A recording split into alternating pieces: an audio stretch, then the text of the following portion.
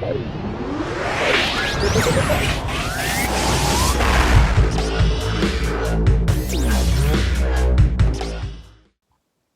everybody, Gene Wisnewski here from ATN, also known as the Mailman. Back out here along on the hunt with the Mailman. I'm going right back to the spot where my son took the 311 pounder on the last along on the hunt. What we're going to do is switch up the times though.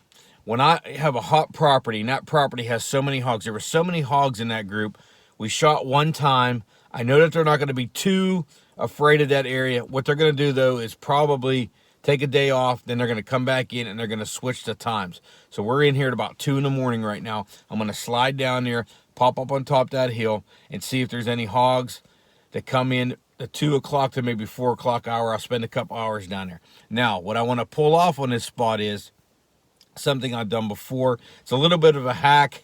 I call it a hack, but when you use an X-Sight from ATN, any of their night vision, I'm using the ATN X-Sight 4K Pro to 5x20 tonight.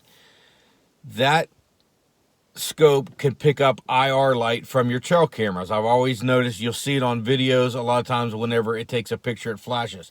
Well, I like my cameras on video. So what I'm going to try and do, and I pulled it off one time before, and we're going to try and pull it off tonight, is I'm going to slide down there. I'm going to wait till that hog gets in front of that camera. And I know when that camera is on and recording, because I could see the infrared light. So I'm going to try and get that infrared light on that hog, take the shot at the same exact time, and hopefully get a drop shot, or at least we're going to get maybe some good video of an impact of the bullet hitting that hog. So a little bit of lining up we're going to have to do here. I'm going to be very patient here. I had a couple hogs spend a lot of time in there that night we took that hog with my son. They came in here and just spent a lot of time. There at one point was, I think, 5 or 6 sows that lined up perfectly broadside with that trail camera light on.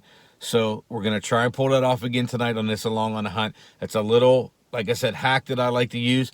If we get some footage, we're going to be here talking to you. So if this video is going to go on, you're going to have a successful night here. We'll talk a little bit about it and see if you can pull that off sometime. If you're out there at night, slide down there, change your trail camera to video, wait for that IR to come on, and you know that you have maybe a 10-second or 15-second interval, and take that shot at that hog. See if you can drop it in that scope and get some cool footage. So stay along. We'll see if we can pull this off. If I'm talking to you afterwards, you know we were successful.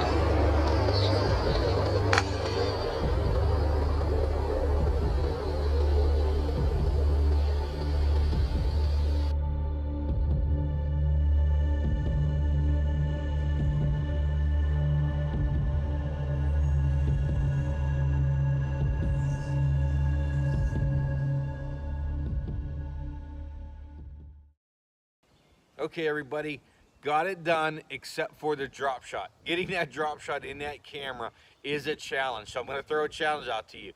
The trail camera drop shot challenge. Go down there, turn your trail camera on video, wait for that IR to come on with your X sight, hit that hog and see if you can drop it. I stalked down about 500 yards. This property was once all wooded as the surrounding areas, but what happened was the landowner has cleared it and is now cow pasture. And it has nice tiers. It comes down in the tiers before it hits this beautiful bottom right here. I get on that last elevation change looking down on this bottom. The other night I came with my son and I took the trail camera footage and I noticed that my IR off of my ATN X-Sight 4K Pro is in the top left-hand corner of that trail camera. The trail camera is pointed right at me. I'm aiming right at the trail camera. So it's a nice little thing you catch in that footage of this hog is that IR in that top left-hand corner. And I put it on there. I seen it. I got some footage. We're going to go home, edit the footage, see what we came up with. I'm going to keep going after that drop shot challenge. I'm going to try and drop a hog like I did before right in that trail camera footage. We got a great area here right now. I'm going to tell you why it's hot a little bit. We've got a bedding area over here to your left, to my right. It's not hunted. That area is not hunted. And the reason it's a good bedding area right now is it's March. There's not a lot of vegetation. It's small sapling trees in here. It's a very swampy area that doesn't get a lot of large trees. So what you have is that thick underbrush that you can barely crawl through. And there's a nice swampy area over there. During the winter months, when there's no vegetation, that's where they like to bed. Once the vegetation grows in another month or two here, you're gonna have reeds along these creeks. You're gonna have a lot of vegetation everywhere. Them hogs are gonna spread out their bedding areas. So it's gonna get tougher on this location. But as I keep watching my harvest from this specific location, March is a great month. March and April are great months for this location right here. I've taken a lot of hogs here. Once we get in the summer, we're gonna move out there into different areas and then we're gonna go after some different stocks for here for along on a hunt. But see if you can get that challenge done. Thank you for liking, watching, subscribing. Stay tuned here on ATN's Along on a Hunt with the Mailman. I'm gonna bring you a lot more the rest of the year.